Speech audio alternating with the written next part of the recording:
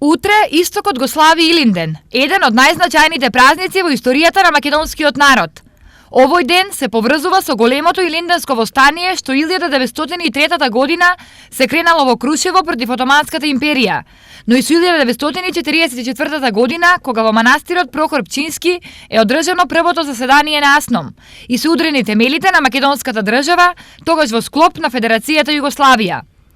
Во првиот случај востанието од Крушево ќе резултира со формирањето на Крушевската република, првата република на Балканот создадена за време на турското владење. Во вториот случај, на првото заседание на АСНОМ е формиран президиум, што всушност представува прва македонска влада, за чиј председател е избран Методи Андонов Ченто, а за подпредседатели Панко Брашнаров од Велес и Емануел Чучков од Штип.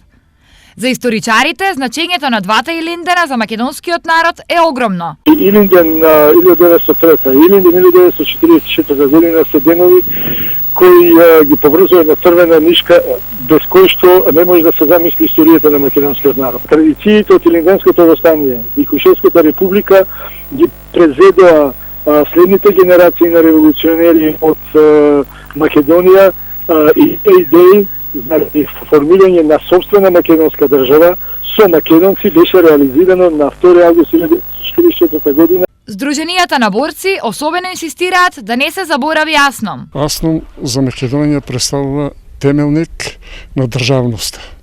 На АСНОМ и од 1944 година е донесени основните одлуки и се удрени темелите на македонската држава, по која и ден денеска постои.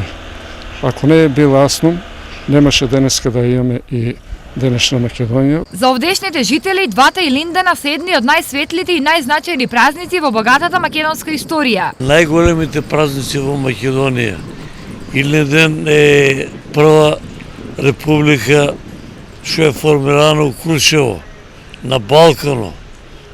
Биле смо добри, ама смо останале слаби. Прво македонско ослободување, што се бореа ВМРО-вци. Тога и се ослободи во Крушево. Освен државничкиот, утре ќе се слави и верскиот празник Илинден, посветен на еден од најголемите христијански светители, пророкот Илија. Тој е познат по тоа што бил земен жив на небото со огнени коли и коњи и како што е запишено во Светото писмо, тој при второто Христово доаѓање треба да дојде на земјата, да го проповеда Христа и телесно да умре, бидејќи не постои човек што е живеел на земјата, а да не умре. По повод големиот христијански празник Илинден, свети архиерејски литургии ќе се одржат во сите православни храмови во регионот.